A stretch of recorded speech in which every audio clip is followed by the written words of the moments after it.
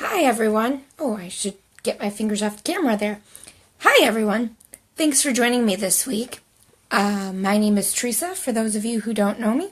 I am known as the creative, the creativity producer and professional mess maker. And this is week 2 of Chat with the creativity producer and professional mess maker. And this week I have a couple of new fun topics to discuss with you guys this week. I want to discuss, among others, long-term projects and play. The effects that play has on the brain. Forgive me for being a little bit distracted here. There is a funky coloring in at least my screen of the live chat, and I'm trying to get rid of it for you guys. Hopefully it's not distracting. I think that might be a little bit better. Let's see how that works. Hi, Jennifer. Thanks for watching. If you're just now joining us, this week we're going to talk about long-term projects. We're going to talk about play and the effects that it has on the brain. So if you have ever done a long-term project, either in your classroom if you're a teacher, or with your own children if you're a parent, leave us a comment and let us know what kind of long-term project you've done and some tips or tools that you can give the rest of us watching to make the experience of carrying out a long-term project more of an effective or enjoyable experience. If you joined me last week, it was the first week of these weekly chats, and I tried to actually bring someone on live. So I can try and do it this week, but I don't know if I will be able to do that. I have not exactly figured that out, but we'll get into that a little bit later. So, long-term projects. You can do long-term projects over a week. You can do them over a month. You can do them over a year. It really is going to depend on the age of the children. Probably is going to depend on the size of the group of children you're doing it with. And it's going to depend on the type of project you're exploring itself. You can use long-term projects to learn about pretty much any topic, any skill, any theme. Some of the most enjoyable long-term projects I think that I've done with kids have been ones where we have created something. So I did one many years ago where we built our own city. And this allowed us to explore all sorts of different learning areas, different facts about a particular city. You could, depending if your children are a little bit older that you're working with or your personal children, you could pick a city that you want to study. Maybe you want to study the culture of the specific city because it's in a different country. And you can study the things that make it similar to your city where you live and different from the city where you live. And then you can go and create your own version of that particular city, or you can build entirely your own city, which I think is always a lot of fun. You can name your city. You can choose the kind of buildings that are in your city. You can choose whether you're going to have restaurants in your city, parks in your city. You know, is it going to be a big city or like a little suburban city? Or is it going to be a small town? Like a country town. So doing a long-term project like that gets kids experiencing a lot of different kinds of learning. You can explore science, what kind of animals might live in our city, what kind of weather are we going to have in our city, which builds on language skills because then they have to have conversations about these things, and then they get to put their own story together about their city. And all of these things are some of the really great experiences that you can build while you explore long-term projects. Another form of long-term projects that you can do is you can raise an animal. So this could be a pet if you're doing a long-term project with your own children. This could be a classroom pet if you're doing it with a class. Or you could just approach it simply from the scientific experiment point of view, where you could, I actually experienced a preschool class raise butterflies one year, which is a perfect example of a long-term project. So they literally took the entire life cycle from the egg all the way to the grown butterfly. They created habitats for the egg and later for the cocoon and then the butterfly, and they took care of it every single day through the different life cycles. Each child had their own responsibility. So that would be a really fun science long-term project.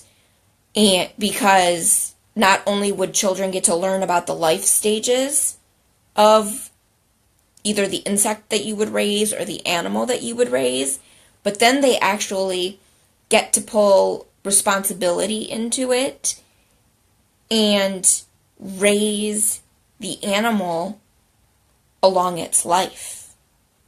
And that would be an awesome long-term project, I think. It would teach them responsibility. It would teach them teamwork. It would teach them compassion.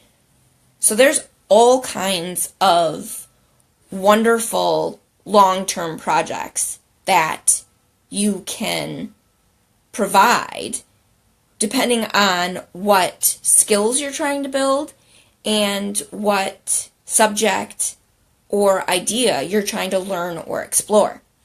Another really great long-term project, stop me if you want to contribute to the conversation. Leave me a comment below, because I could talk about long-term projects all day long, and I might just start to go on and on and on, forgetting that there are those of you joining me and watching. But another really fun long-term project that you can do with kids is robots. I love robots. Robots is a really fun topic to explore with kids because there's so much that you can pull into the theme. You can pull art into the theme. You can pull science into the theme depending on how detailed you want to get with actually building your robot. You're going to use math skills when studying robots. If you've followed me for any length of time, you know that everything I do, everything that I teach, everything that I encourage you as parents or educators to do with your kids involves creativity. That's why my company's called The Creative Campus. When you can pull creativity into any activity, you're going to have much better success with kids wanting to be engaged and wanting to learn and wanting to try something new that they don't already know. So robots is perfect for this. If you're working with younger children, you can focus on robots as an art activity, which is something for years that I loved doing.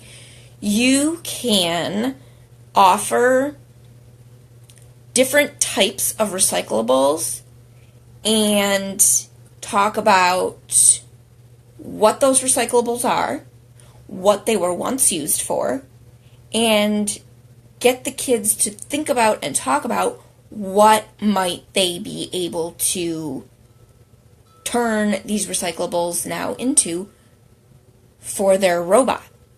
Talk about the different types of parts that a robot has. A robot has to have buttons, it has to have arms, it has to have legs, it has to have antenna, it has to have eyeballs. And engaging kids in that critical thinking gets them to use their creativity for putting their robot together. Get them thinking about, especially if you're working with kids who are older, who probably would be very much interested in creating a robot that's actually going to move and actually going to be able to carry out a function. Talk about what you would have to do to get the robot to do the job that they want it to do. Talk about, this would get into the science. This would get into the mechanics. This would get into, all of the different moving components and how you would put them together and how you could use recyclable materials to make those functions happen. You can sort loose parts. You can observe loose parts and talk about the different colors, the different textures, the different shapes. And again, get them to use those critical thinking skills to figure out what they might be able to use each individual loose part for.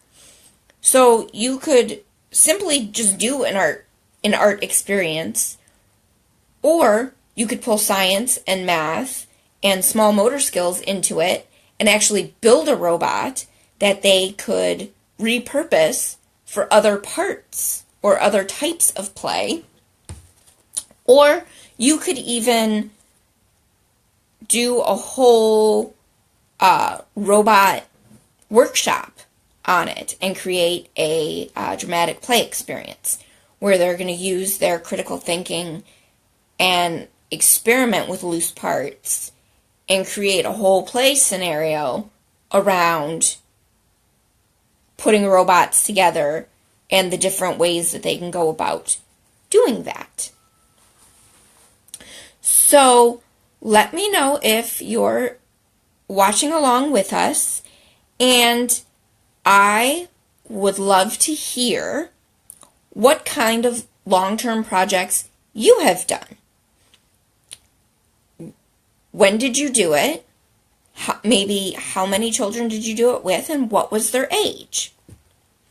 Another really fun long-term project that you can do, which I don't know where you're watching this from, Jennifer, but here where I am, today is the first bright, sunshiny, and actually warm day we've had in ages. I just let the dogs out before I came to do this live, and I didn't want to come back because it was so nice and the sun felt so good. It feels like spring hopefully is here to stay. So I'm going to go and try to spend some time outside myself. But one of the ways that you can bring long-term projects outside from being indoors all winter long is by growing plants or growing trees or growing your own food. Growing gardens is another great responsibility enforcing long-term project for kids. They get to choose the type of food that they want to grow, or the types of flowers that they want to grow if you're going to do a flower garden versus a food garden. You can talk to them about the science and the growth process of planting. You can talk about the life cycles of plants. You can talk about the life cycles of food and how food goes from a seed to a plant to a food.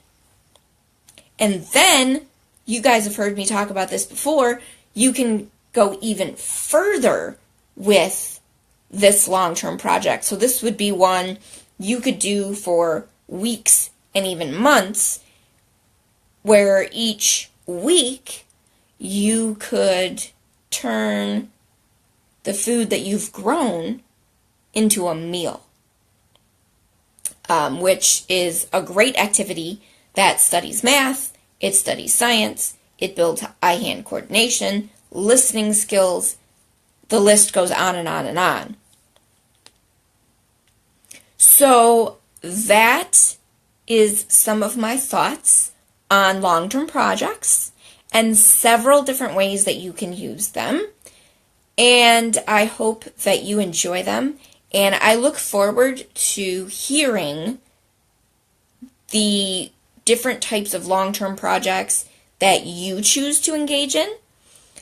But another topic that I wanted to talk to you about today that actually long-term projects connects perfectly with is play and the effects that it has on the brain.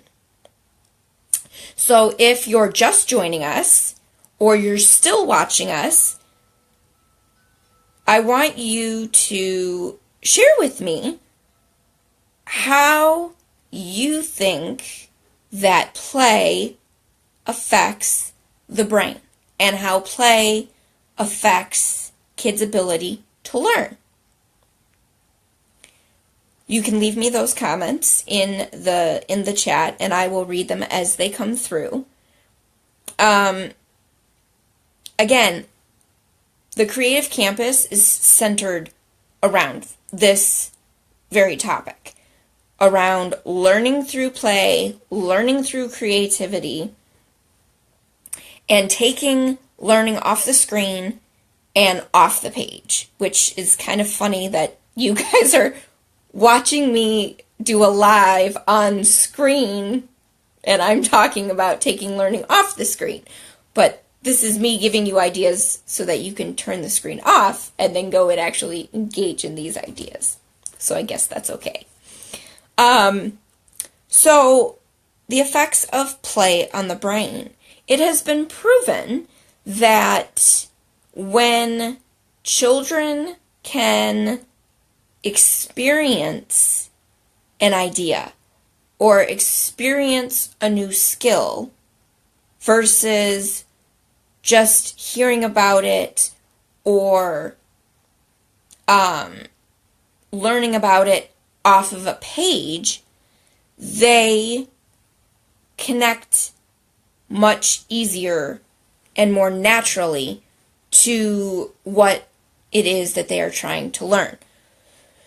So things like dramatic play, hands-on science experiments, long-term projects, the interactive games, gross motor games, these are all great ways to give kids an experience through which they can learn a skill.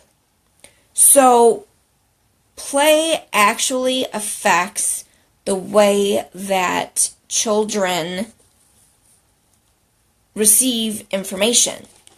When they can experience the information, they remember facts much easier because they're not just hearing the facts being told to them, they're seeing them, they're experiencing them. It's a little bit harder to say than I thought it was going to be. So, play, because it becomes an experience which creates emotions, which engages them in thought, actually creates new connections in the brain that weren't there before the child had the experience. When children can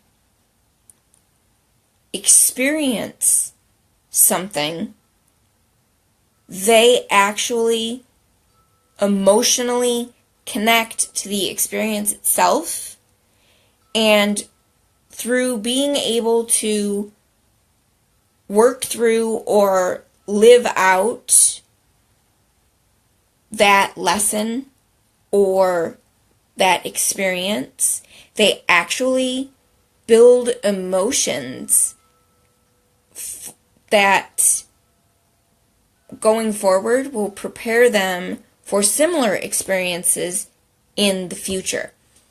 So, using learning where children can get involved actually helps them to regulate their emotions, because kids can then express themselves through an activity versus just taking in information and taking in facts that doesn't allow them to safely or in a healthy way express their frustration when they don't understand what is being taught to them.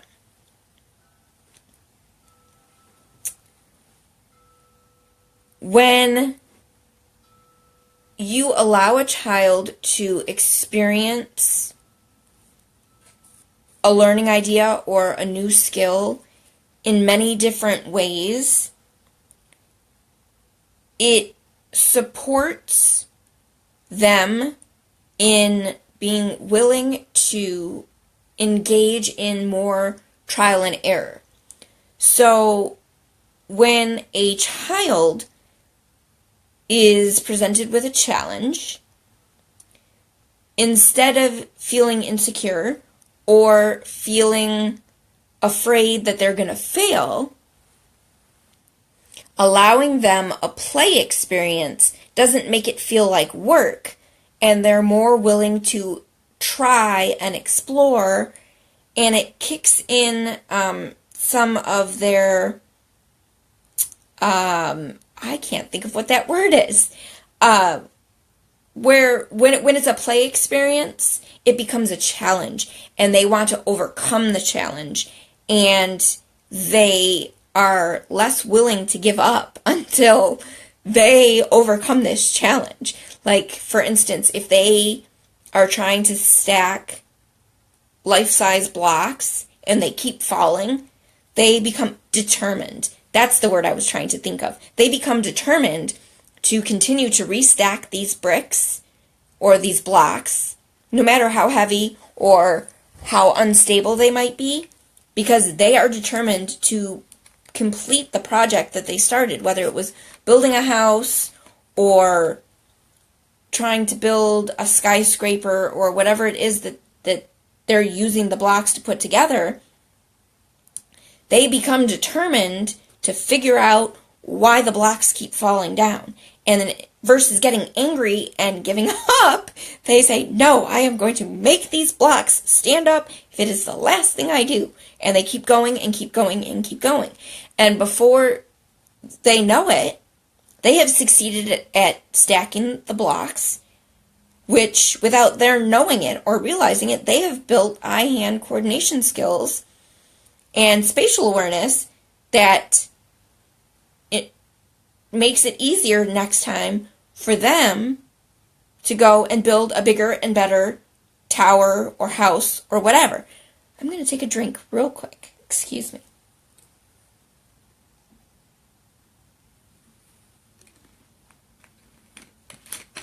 Sorry about that.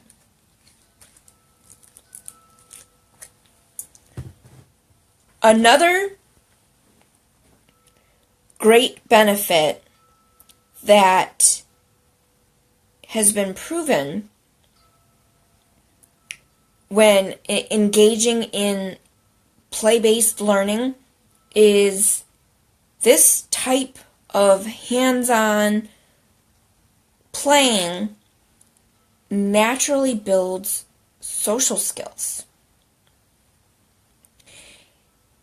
Children who engage in a themed activity, such as,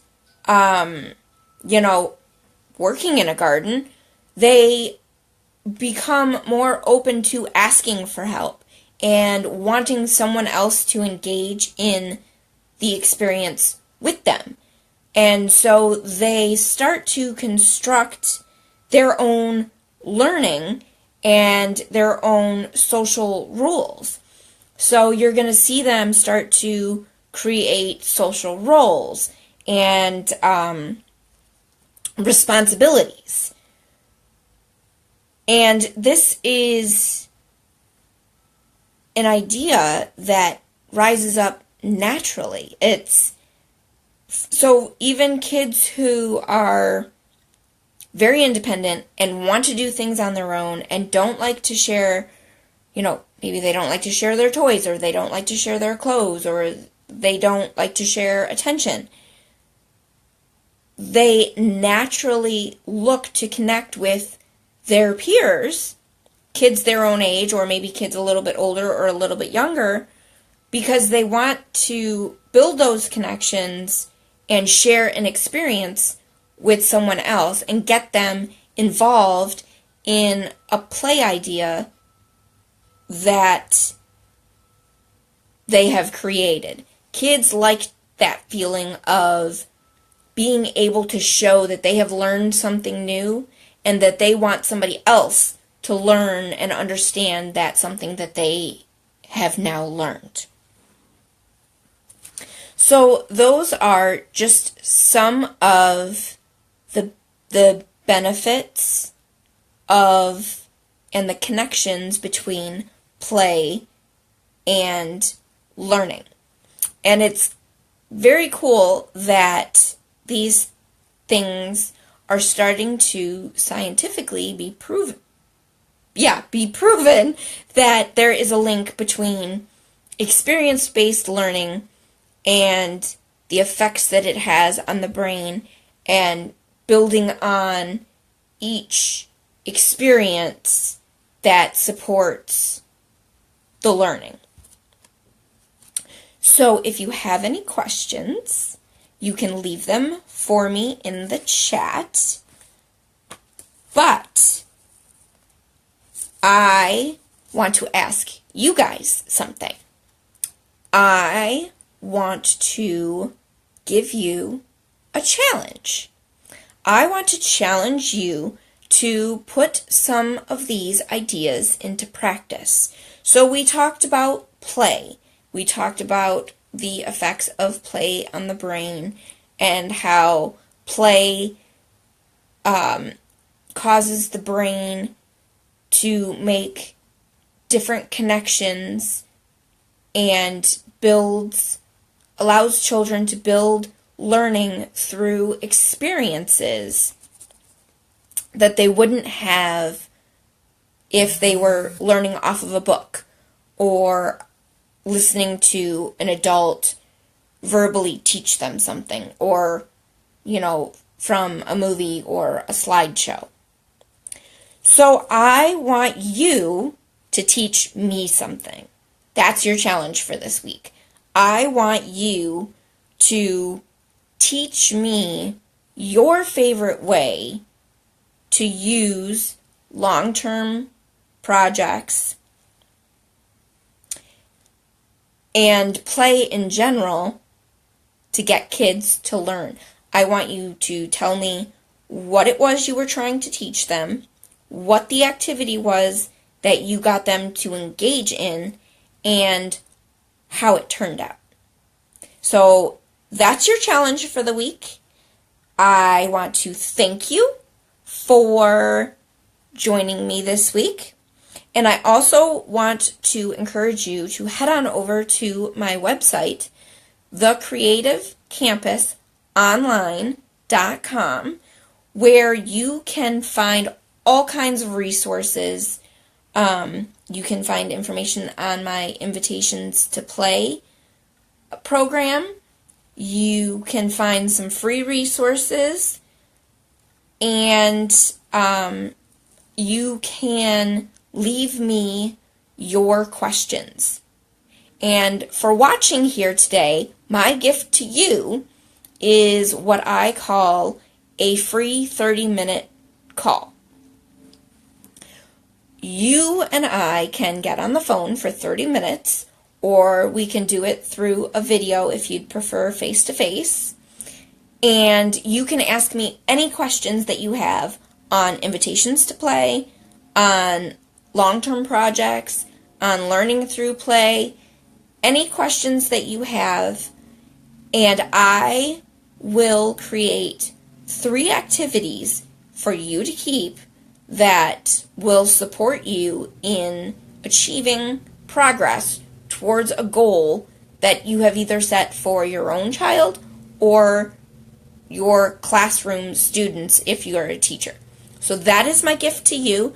You can sign up for that by heading to my website, thecreativecampusonline.com.